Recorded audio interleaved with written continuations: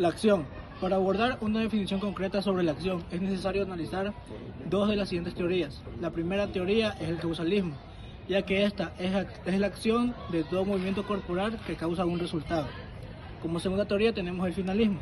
Es la acción que el ejercicio de una voluntad va dirigido a una misma finalidad, a diferencia del causalismo, ya que es el finalismo que se conforma de la voluntad de la persona y su finalidad a propósito.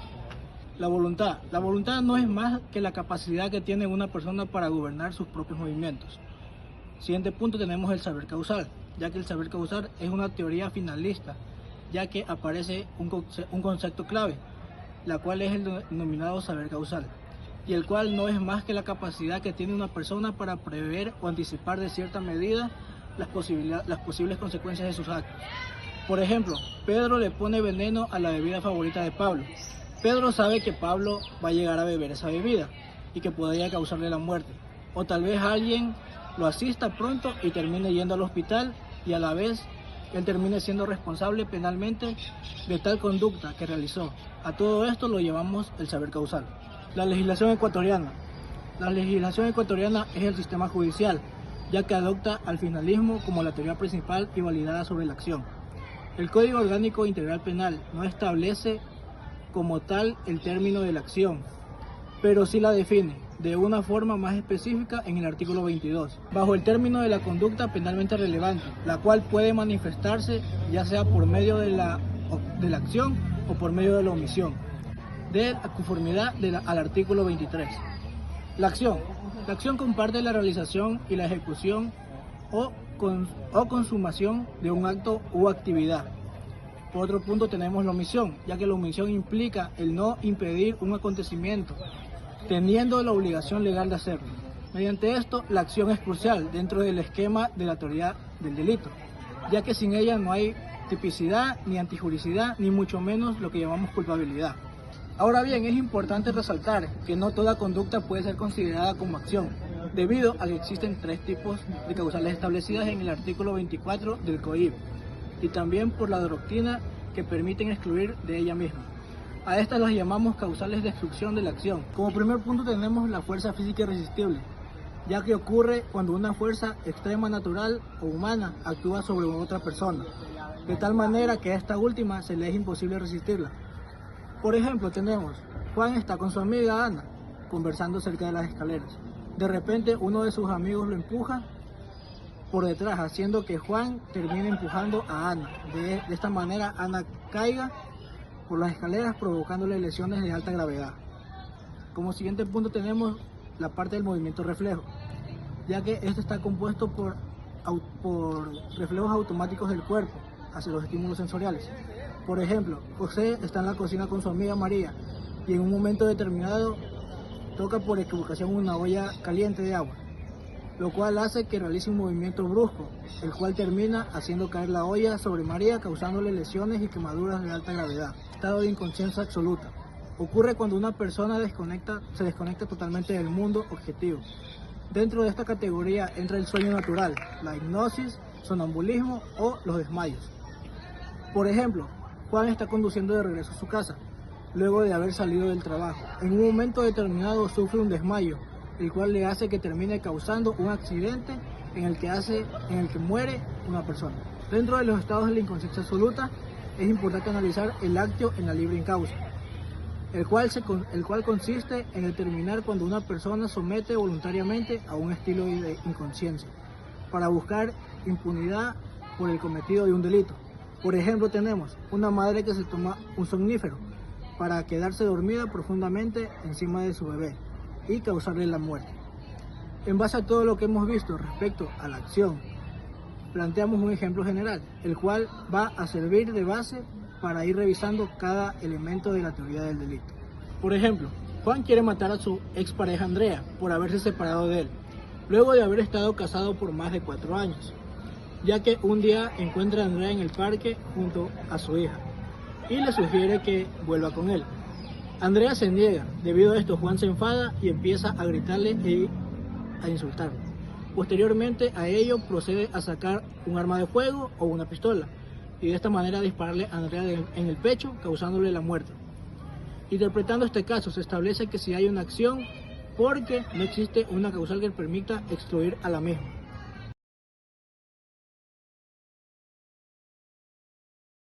Buenas tardes, mi nombre es Jean-Pierre Espinosa Romero y hoy les voy a hablar sobre la tipicidad. La tipicidad es la descripción precisa de la conducta que constituye delito y su respectiva sanción. La tipicidad se divide en dos grandes grupos. El primero es el tipo objetivo y el segundo es el tipo subjetivo. El tipo subjetivo como primer elemento tiene dos sujetos tanto como activo y pasivo, los cuales podrán ser determinados o indeterminados. Quiere decir que el tipo penal se va a determinar o no en el sujeto que está realizado. Que en el tipo penal se va a determinar o no el sujeto que está realizando la acción, es decir, el sujeto activo, el infractor o la persona que se le afecta a un bien jurídico protegido, el cual es el sujeto pasivo. Encontramos el sujeto activo determinado, el cual, por ejemplo, podemos poner en el artículo del prevaricato de los abogados, dice: la o los abogados que realicen tal acción serán sancionados con tal pena privativa, En el caso se está determinando un conjunto de grupo específico, en su caso serían los abogados. Nos está hablando de vuelta en el sujeto pasivo indeterminado. Este nos habla de varias personas, no se determina de qué personas. Podemos poner como ejemplo el homicidio. La persona que mate a otra será sancionada con una pena privativa de libertad de tal años. Bueno, en este caso la persona es un conjunto mucho más grande, mucho más extenso, por lo que no se le puede determinar qué grupo de personas está siendo sancionada con este tipo penal. Lo mismo pasaría con los siguientes sujetos que tenemos. Los sujetos pasivos serían lo mismo, ya que a este se le cae la infracción y se lo reconocería como víctima. Ahora vamos a hablar acerca de los objetos. Según la tipicidad existen dos objetos, según el objeto jurídico y el objeto material. El objeto jurídico trata acerca de los bienes jurídicos protegidos que se encuentran en los títulos y secciones del Código Orgánico Integral Penal, mientras que el objeto material es aquel que se divide en tres secciones, que es el objeto material real, personal y fenomenológico. El objeto material real es aquel que la conducta recae sobre las cosas, es decir, un delito de hurto. El que se apodere de una cosa mueble ajena será sancionado con tal pena privativa, por lo cual la conducta está recayendo sobre un objeto, no sobre una persona. El objeto material personal, la conducta cae sobre una persona. Como ejemplo podemos poner el homicidio del 144, nos dice que la persona que mata a otra será sancionada con una pena privativa de libertad, por lo cual esta conducta está recayendo directamente sobre una persona, mientras que el objeto material es aquel que no recae ni sobre una persona ni sobre una cosa. Un ejemplo del objeto material fenomenológico es el artículo de falso testimonio. La persona que falta a la verdad será sancionada con tal pena privativa de la libertad. La verdad no es una cosa ni es una persona, es decir, cumple con las características de ser fenomenológico. Siguiente elemento que tenemos de la tipicidad es la conducta, en la cual se encuentra el verbo rector, que puede ser tanto simple como compuesto. El verbo rector simple es aquel en el cual se encuentra un único verbo en el tipo penal, mientras que en el compuesto puede ser tanto copulativo como disyuntivo. El verbo rector compuesto copulativo quiere decir que existe una cantidad de verbos los cuales se divide por una y, es decir, que tiene que cumplir todas las condiciones para que se constituya el delito, mientras que en el verbo rector compuesto disyuntivo existe. Disyuntivo nos dice que una cantidad de verbos las cuales se dividen de la parte final por una o, es decir, se pueden cumplir una o varias de esas cosas, de esos preceptos que establece el tipo penal. Siguiente elemento tenemos las circunstancias expresas en tiempo, lugar y modo.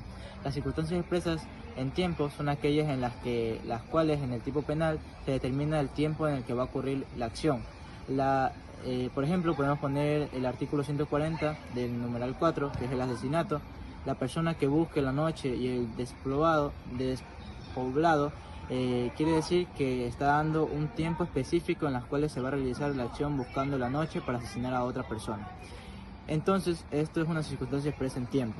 La circunstancia expresa en modo cambia, es aquella que establece la modalidad por la cual se va a realizar esa acción. Por ejemplo, en el delito del robo, el 189, establece que la persona que mediante amenazas se apodere de la cosa mueble ajena será sancionada con una pena privativa.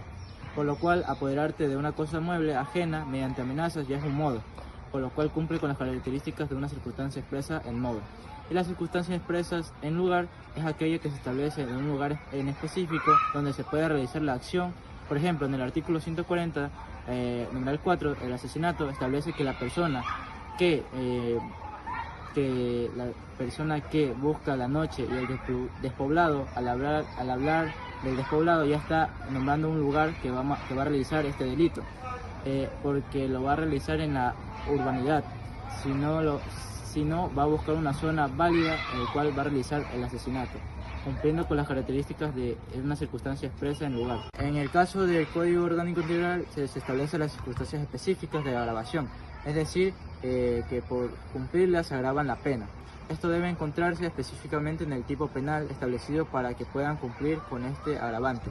Por último, para terminar las circunstancias, tenemos las circunstancias genéricas, tanto de agravación como atenuación. Estas se encuentran ubicadas en el artículo 45 y 48 del Código Orgánico Integral Penal. Estas conductas de atenuación y agravación son aplicables para todos los tipos penales, siempre y cuando cumplan con las circunstancias que establecen en el articulado. Como siguiente, y para finalizar la parte objetiva, tenemos las estructuras típicas. Las estructuras típicas pueden ser acción, omisión y resultado. La acción son la mayoría de las conductas establecidas en el Código Orgánico Integral Penal, como podemos encontrar el homicidio, el robo, el hurto, entre otros, mientras que la omisión son aquellas que establecen también en el Código Integral Penal, pero son en mayor medida, como por ejemplo la omisión por denuncia, la desatención médica, entre otras conductas. Y en cambio, el resultado, que puede ser tanto de lesión como de mera conducta, quiere decir que el resultado de lesión es aquella que va a lesionar un bien jurídico protegido, como por ejemplo el homicidio, el asesinato, el robo, entre otros. Mientras el resultado de mera conducta es aquel en el que simple hecho de hacer esa acción sin el que se afecta a un bien jurídico como tal, ya que se está estipulando y cumpliendo en el tipo penal. Ahora vamos a empezar con el tipo subjetivo. Es la parte del delito que analiza la intención o la voluntad del autor en el momento de convertir la conducta punible. Es decir, no solo se estudia lo que hizo, sino lo que pensaba o quería hacer. Tenemos los elementos del tipo. En estos existe el dolo y la culpa. El dolo se representa como una persona realiza una conducta prohibida de manera consciente y voluntaria, es decir, quiere hacerlo y sabe que está mal.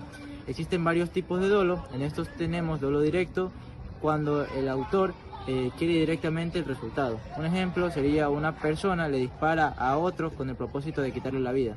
Tenemos también el dolo indirecto. Es cuando el resultado es seguro e inevitable, pero es la conducta del autor, es el resultado que quiere el autor. Un ejemplo de esto sería, por ejemplo, colocar una bomba en el bus lleno de personas. Aunque el objetivo era destruir el bus, es inevitable que las personas van a morir.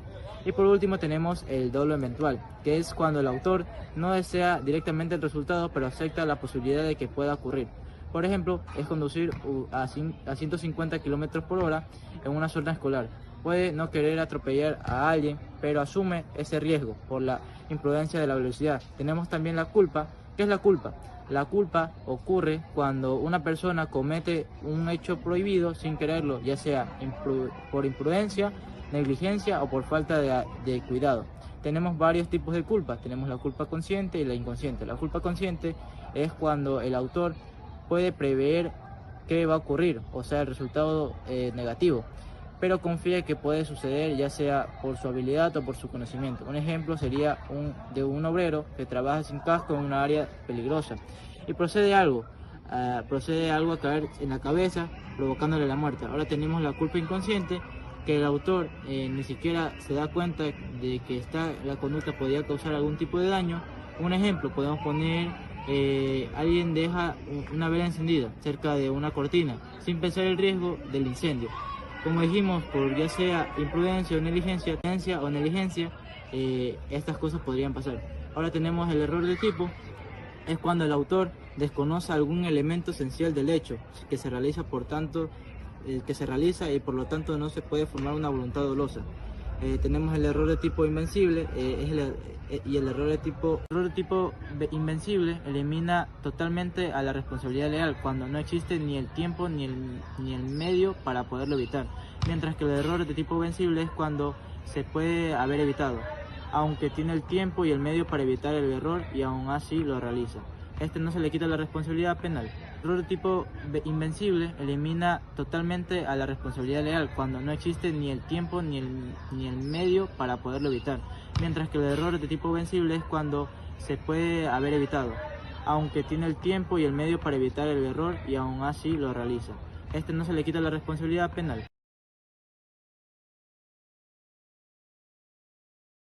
Buenas tardes, mi nombre es Nayeli Chalán. El día de hoy les vengo a hablar sobre la antijuricidad. Es el tercer elemento de la teoría del delito e implica en determinar si la conducta realizada por el sujeto activo es contrario a la norma o al derecho. También tenemos en cuenta que todo tipo penal tiene su norma establecida, como el homicidio, cuya norma no es no matar. Se divide en antijuricidad material y formal. Antijuricidad material. La antijuricidad material nos quiere decir que es cuando se lesiona o se pone en peligro un bien jurídico protegido. Antijuricidad material es cuando se lesiona o se pone en peligro un bien jurídico protegido. Ejemplo, el homicidio es antijurídico porque se lesiona el bien jurídico que es la vida. Antijuricidad formal. La antijuricidad formal nos quiere decir que dentro de la antijuricidad formal se determina la existencia de una causal de exclusión que justifica la conducta realizada por el sujeto activo en el COI. En el artículo 30 que completa 4 causales. Las causales de exclusión de la antijuricidad. Legítima defensa. Legítima defensa es la causal más conocida que implica permitir a una persona lesionar o matar otra si actúa en defensa personal o de un tercero. El COI en el artículo 33 establece que los requisitos para que pueda configurar esta legítima defensa. Primero, agresión actual e ilegítima. ¿Qué nos quiere decir? La agresión debe ser objetivamente, además debe ser actual, es decir, darse en el aumento, ya que no se adquiere con esta temporalidad, que la legítima defensa y de todos los medios posibles escoger el menos lesivo para regular la agresión. Punto 3, tenemos la falta de provocación. ¿Qué nos quiere decir la falta de provocación? Implica en que la persona que se defiende no tuvo que... Falta de provocación. La falta de provocación implica en que la persona que se defiende no tuvo que haber provocado anteriormente una agresión. Pasamos al estado de necesidad justificante. La necesidad justificante permite lesionar un bien jurídico para proteger otro de mayor valor. Para que se configure el estado de necesidad justificante, este tiene que ser prevenido de un peligro inminente y debe ser estrictamente necesario. Orden de legítima autoridad competente. Nos quiere decir que permite excluir la responsabilidad penal a una persona si ésta actúa por orden de una autoridad competente y si dicha orden está legítima y firme para la competencia de esta dicha autoridad. Ejemplo, varios policías hacen un allanamiento a una propiedad privada rompiendo las puertas y vidrios para realizar un allanamiento luego de una orden que ha sido dirigida y establecida por un juez. Como último punto tenemos el cumplimiento de un deber, que nos dice que ahora bien, pese al COIC, no reconoce la colisión de deberes. La doctrina sí lo hace. A diferencia del COIC, la doctrina sí reconoce esta colisión de deberes. La colisión de deberes nos dice que la omisión del cumplimiento de una obligación cuando se presenta otra que es equivalente, si al mismo tiempo.